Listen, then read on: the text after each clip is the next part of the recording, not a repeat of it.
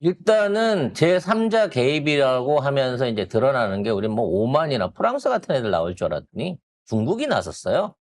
중국이 나서가지고 일종의 미국과 이란 간의 어떤 협상을 진행을 하겠다라고 얘기를 하고 있었는 게 이게 빨리 해결이 안 되면 시진핑이가 3월 말에도 안 만날 거야.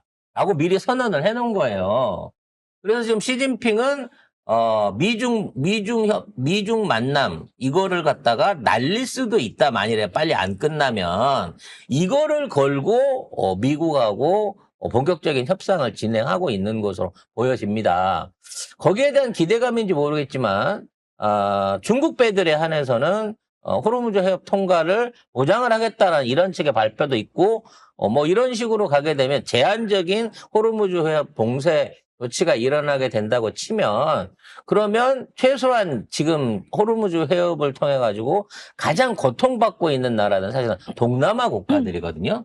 이 동남아 국가들의 경제 붕괴를 막을 수 있지 않겠느냐라는 기대감이 생기고 있습니다. 그러니까 어떤 방식으로 해상 수송로가 복원이 될지는 하루 이틀 안에 얘기가 나올 것 같고요. 그러면 다음 주부터는 석유 가격과 공급이 어느 정도 회복되지 않을까라는 기대감을 현재 갖고 있다고 합니다. 뭐 CNN 속보라고 나온 거 보면은 그 이란이 호르무즈 해협 닫는 거는 미국, 이스라엘, 유럽에만 닫겠다 이렇게 선언을 했다고 또 합니다.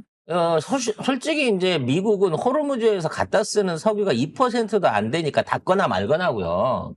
유럽 같은 경우에도 러시아를 통한 대체 수입 루트가 있기 때문에 급하면 러시아 수출 제재만 풀어도 당장의 경제 붕괴는 막을 수가 있어요. 근데 문제는 아시아 국가들입니다. 특히나 우리나라는 그래도 세계에서 일본 다음으로 많은 이 7달분의 석유를 비축하고 이제 250일분의 석유를 비축하고 있지만 인도네시아나 뭐 그 주변에 있는 베트남이나 이런 국가들은 있잖아요. 비축분이 10일에서 20일분밖에 없어요. 이거 벌써 동날 때가 됐습니다. 문제는 이 나라들은 기름이 만일에 인도네시아나 베트남 이런 동남아 국가들이 거의 인구로 따져갖고 10억이 넘는 인구를 갖고 있기 때문에 얘네들 쪽에서 만일에 유류 공급으로 인한 산업 어떤 봉쇄가 일어나게 된다고 하면 그 영향이 전 세계의 어떤 경제를 무너뜨릴 수 있는 제2의 외환위기 사태 이상으로 끌고 갈 수 있는 상황이 생기거든요. 트럼프는 그걸 원치 않아요. 왜냐하면 자국의 경제도 무너지니까. 그래서 어떤 형태로든지 전쟁이 장기간화 된다 그러면 정전을 해놓은 상태에서 야 우리 서로 때리지 말자. 이 상황에서 세워놓고 지금 다시 이 문제 좀 고민을 해보자라고 하는 쪽으로 얘기가 진행될 가능성이 커졌습니다. 왜냐하면 이미 미국 입장에서도 갖고 있는 무기를 특히나 대공 무기들을 거의 다 썼다라고 하는 거를 자백을 하고 있는 상황인 거거든요.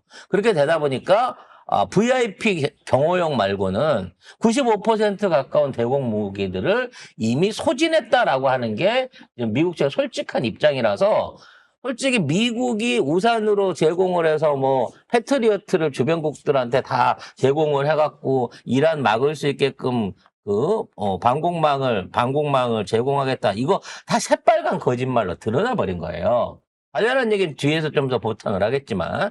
그래서, 지금 있는 상황에서 전쟁이 더 진행되지는 않을 건데, 문제는 이게 완전한 협상으로 해갖고 양측이 끝날 때까지는 시간이 너무 걸리니까, 당장의 해협 봉쇄 문제라든지, 어떤 오일 쇼크가 오지 않게끔 하는 방향으로 중국이 나서가지고 이제 중재를 시작했다라고 지금 전망이 나오고 있습니다.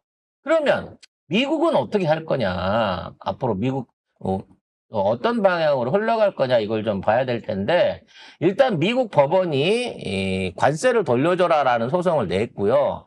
또 미국의 다른 지방기관들이 트럼프가 추가로 관세를 부과하는 것도 불법이다라고 소송을 냈습니다.